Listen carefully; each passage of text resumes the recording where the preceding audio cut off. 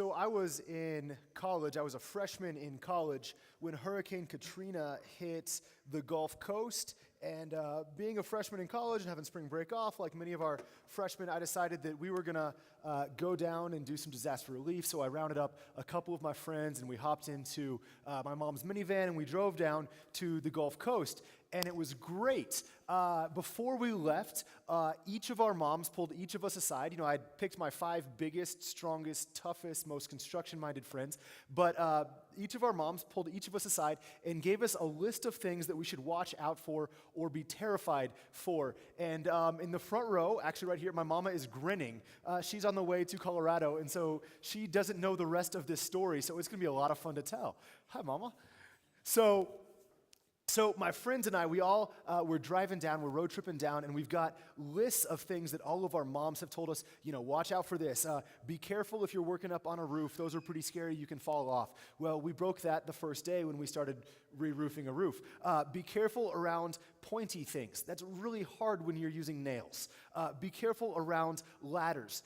That's really hard when you're working on a roof, right? So we're breaking all of these things that our mamas have told us to watch out for, except one, and that's that being from the Midwest, most of our parents have told us, watch out for alligators, right? Louisiana has a lot of gators. And so we get down there and we're like, man, we've crossed off everything on this checklist that we're supposed to watch out for, except for gators. And so by the end of the week, we're looking around, it's like, we've got to go find some alligators, right?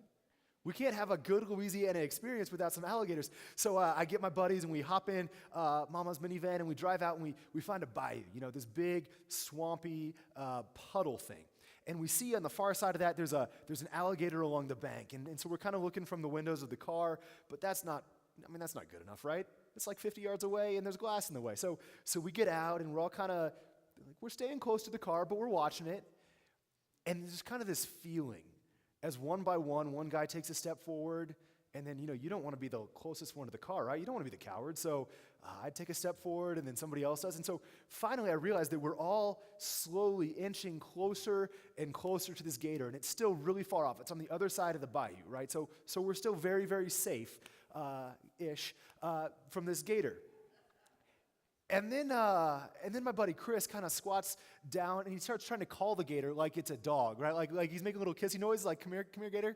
And that doesn't really work, but the rest of us can't let him do this and not do something. So my buddy Big Mac takes a couple rocks and starts throwing them in the direction of the gator, right? That's not really a smart thing, but it happens, and so I don't want to be the only one who's not playing along, and so I grab this big, like 14-foot cattail rush from the bank, and I pull it up, and I don't know if I'm trying to fish for the gator or what, but I remember throwing it like into the water and trying to get the gator's attention, which is really not smart, but all of us should know better, but at this point, we're still pretty safe, right? And we're kind of all getting closer and closer. And so at one point, I realized that my toes are actually like in the water. They're on between the mud and the water, that I'm leaned out as far as I can, and I've got this reed trying to get this alligator's attention, which is fine if there had been only one gator in that bayou.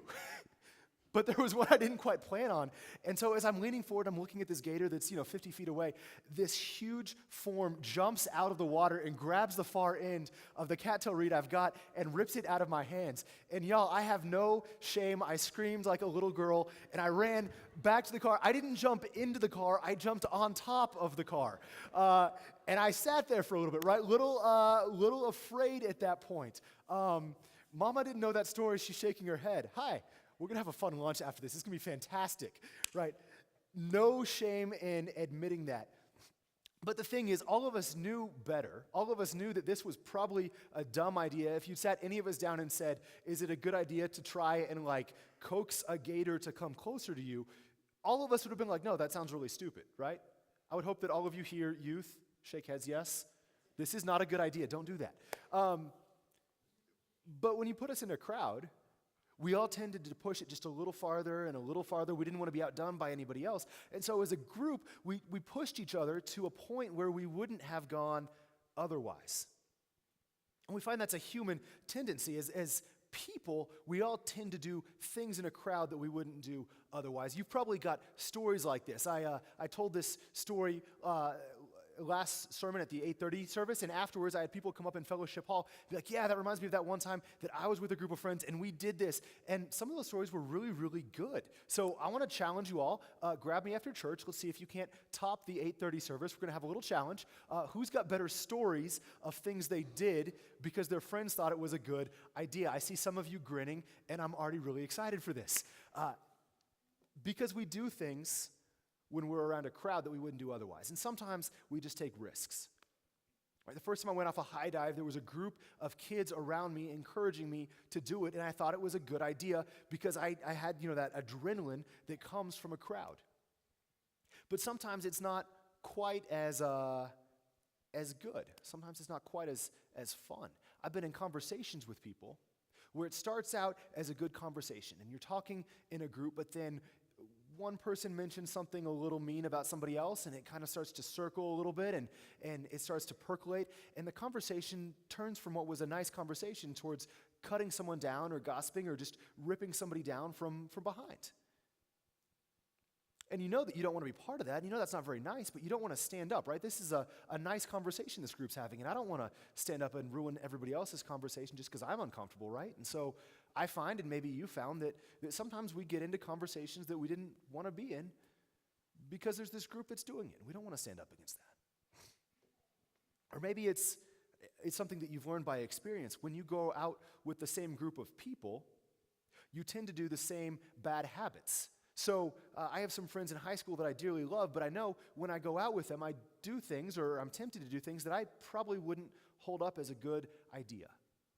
And so for all of us, those look differently, but we find that we have tendencies that we are pulled in different directions by different groups of people.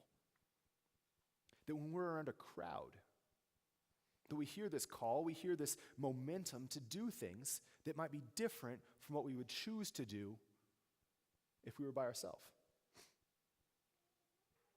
This is true not just for our own modern generation, but it's true in Bible times as well. Crowds have been influencing people's decisions, individuals' decisions, for probably as long as there's been enough people to have a crowd. So we read in the Gospels about the final week of Jesus' life.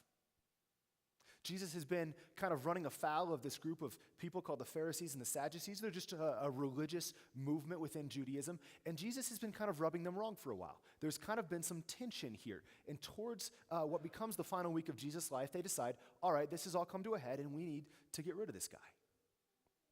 And so they wait until Jesus is praying with his friends in a garden. And many of you remember this story. They get Judas to lead a group of soldiers to go and arrest Jesus. And Jesus is brought before a crowd of chief priests and high priests and Pharisees and other type of priests. And they're all asking him questions. It's a court case. And there's this crowd that's trying to discern whether or not Jesus is innocent, but it starts to kind of feed off itself. They can't find any evidence. They can't find anything on which to really convict him. Jesus hasn't done enough for them to really get him as bad as they want, and so the crowd starts to feed on itself, and they switch from saying, are we going to find him guilty, to we believe he's guilty, we've got to find a way to get rid of him, even if we can't prove it. And so this crowd begins to feed. And these priests, these religious leaders, start to act not so religious, not so priestly. They decide we need to get rid of this guy, so they send Jesus to the court of Pontius Pilate. Now here's what you need to know about Pontius Pilate. Pontius Pilate is not a priest. He's not actually Jewish like the chief priests and the Jewish leaders would have been. Pontius Pilate is a Roman governor. He's very different from them. He's actually the opposite of what they stand for. The priests were the religious leaders. They were ethnically Jewish. They had ties to the land. This was their home. Pontius Pilate is a governor sent by the Romans to control them. He's a governor who's been told, your job is to keep peace in Palestine and to send money back to Rome, who has conquered Palestine. And so Pontius Pilate and the chief priests don't normally work together. They don't like each other. But this group of chief priests, they start to groupthink. They start to feed off each other, and they decide to do something that they wouldn't do otherwise, and they send one of really their own, a religious leader who is ethnically and culturally Jewish. They send him to Pilate, who is the enemy. We only know a little bit about the character of Pilate. He's only mentioned a few times in the Bible. We find in Luke, for instance, that there's one point where some pilgrims are going to Jerusalem, and Pilate takes offense at this, and so he has them killed. And not only killed, but to add insult to injury, he has their blood mixed with the sacrifices that they were bringing to the temple. Pilate is not a man who is afraid of spilling blood. Not only that, we find in historical accounts outside of the Bible that Pilate will eventually be removed from his throne or removed from his position by the Romans because of how brutal he is in putting down a revolution against the Romans. Pilate loses his job because the Romans themselves thought he was too brutal in defending Rome. This is not a man who is afraid to spill someone's blood. But as willing as he is to do that, when Jesus comes before him, he seems to back off. Pilate questions Jesus, and others are there who are questioning Jesus in front of Pilate, and it seems like Pilate's not really wanting to get rid of Jesus. Time and time again, he's asking, like, are you sure? Are you really sure that this is what you want to do to Jesus? Are you really sure that we've got to kill him? I mean, if you read all of the Gospels, there are 5 or 6 times where Pilate seems to be saying, I don't think this is the right thing. Where he seems to be thinking that Jesus is innocent. Now, Pilate doesn't need anybody's permission. If Pilate says Jesus is free, then Jesus walks free. And though Pilate might not need anybody's permission, he wants people's approval. And so he gives everybody a choice. He calls the crowd together and he puts Jesus and this other man named Barabbas in front of him. He says, all right, it's Passover, right? It's our big festival. It's our big holiday. I'm going to let one of these guys go free and you get to choose, right? This is kind of his last-ditch effort to save Jesus. He goes, all right, on the left, we've got Jesus. He's the Prince of Peace. He talks about turning the other cheek. He talks about paying taxes to Caesar, about if a Roman soldier forces you to work for him and carry his stuff for a mile, you should give 2 miles, right? You can tell this is kind of the guy that Pilate probably wants to keep alive. On the right, we've got Barabbas. Now, we don't know a whole lot about Barabbas, but we do know that he's guilty and he's in jail because he has killed people during a revolution or an insurrection against Rome. Right, which means that Barabbas is in jail because he tried to overthrow the Romans like Pilate. So you can tell who Pilate probably would want to be free, right? If you're in Pilate's position, you want Jesus, the Prince of Peace, versus Barabbas, the revolutionary and freedom fighter and terrorist. So Pilate offers them this choice. And he goes, who should I free, Jesus or Barabbas? And we read in Mark 15, Pilate speaks, what do you want me to do with the man you call the King of the Jews? That is Jesus. And the crowd shouts back, crucify him. Pilate asked them why. What evil has he done? But they shouted all the more, crucify him.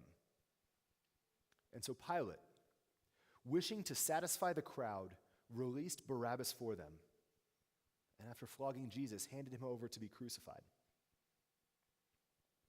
That last sentence is tragic in so many ways. It's tragic because Pilate does something that is so evil and broken that is reverberated across generations.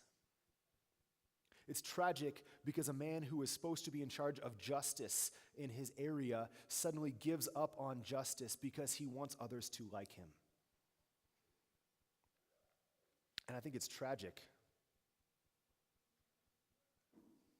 because it's something that I find that each of us have a tendency to as well, or at least I have a tendency to feel as well. I think when we read these scriptures, we're supposed to see a little bit of ourselves in Pilate. We're supposed to understand the tendency in our own hearts to act like Pilate. I can think of times in my life that I've done what I knew was wrong because, like Pilate, I wished to satisfy the crowd. Many of you have as well. This last week, we saw this play out on a very public scale. A bus full of young fraternity boys from Oklahoma University's Sigma Alpha Epsilon chapter were caught on a bus singing a very racist, very hateful, very disgusting song. Saying there will never be an African American. They used a different, more racist term here. There will never be an African American SAE. You can hang them on a tree, but they'll never sign with me. There will never be an African American SAE. And someone on that bus recorded it on their cell phone and posted it online, and immediately the response was explosive.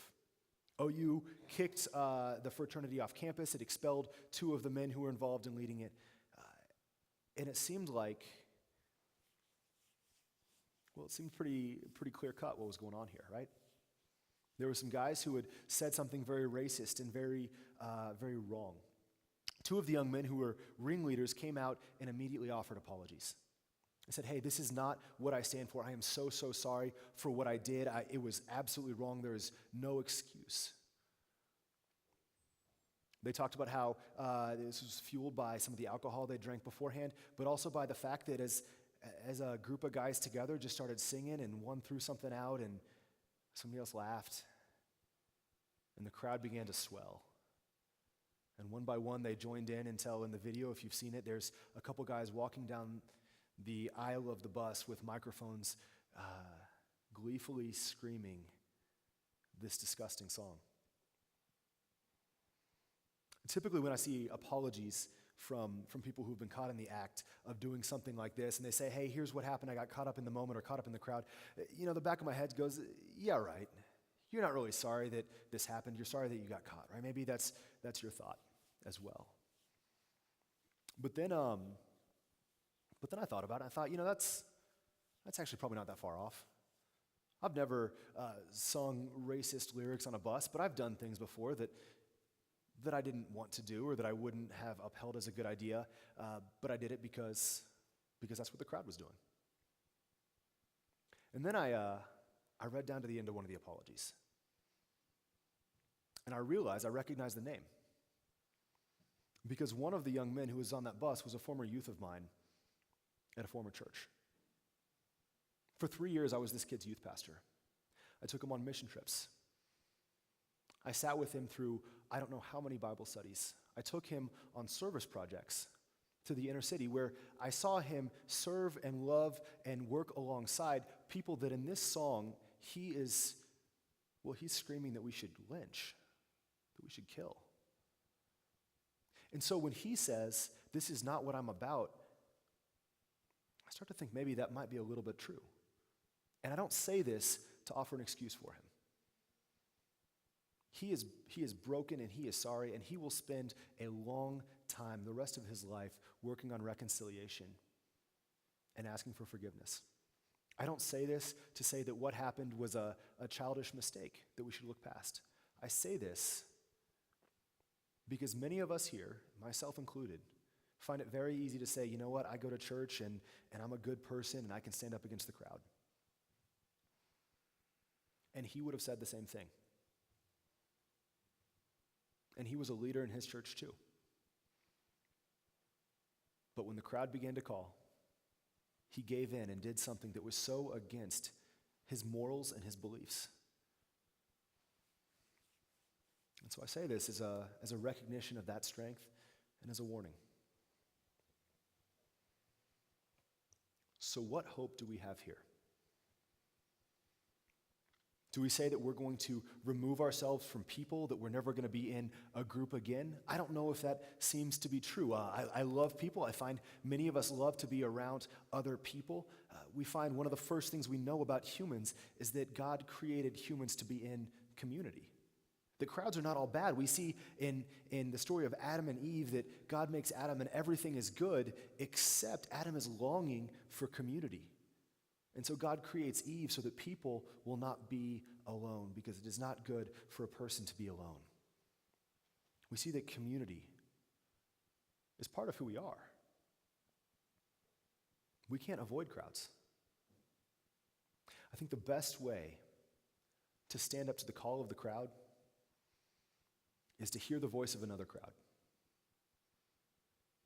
Many of you here know this. You've been in church far longer than I have. You know the Bible better than I do, and you could honestly give a better sermon than I can. And I say that with humility and with recognition that there are people here who don't come because they need to hear a sermon. They come because this is their crowd. Because for an hour or two a week, they join with people who believe the same things and who are going in the same direction, and this crowd lifts them up, and it gives them life. To someone here, you are their crowd. You are here to fellowship and to spend time together, but to build people up so that when we stand and we hear the voice of the crowd calling us to do things we wouldn't do, that we get encouragement and hope. This is why I love things like small groups. I love spending time with my small group. They're fantastically fun people. I love our discussions. I love the opportunities just to hang out. But I also love that when I'm facing the cry of the crowd, to do things I do not believe in, that I can hear their voices saying, no, this is who you are. Not one who gives in to the call to do things that are against everything I stand for. But they are a contrary voice that gives strength. This is why I love things like our fellowship hour, like Soup and Scripture. Because for just a little bit of time every week, we get to build each other up and pour into each other. See, the church is not a crowd like another crowd. Most crowds exist to use you for their own sick purposes. We want people to go farther so we can watch and enjoy. But the church is a community that seeks to build people up, to strengthen people, to reinforce them in what they already believe. The church exists to strengthen our faith and our resolve.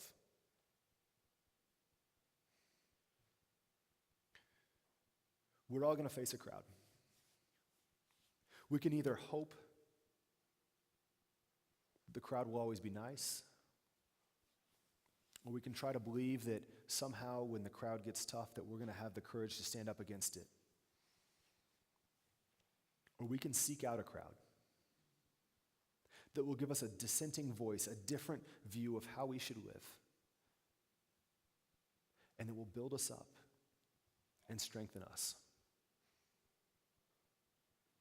See, as Christians, we hold and believe that if we are going to stand up against the call of the crowd, we are going to need the community and power of the church.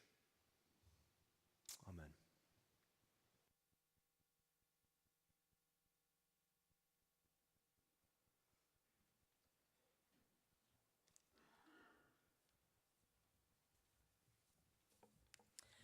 Will the ushers please come forward?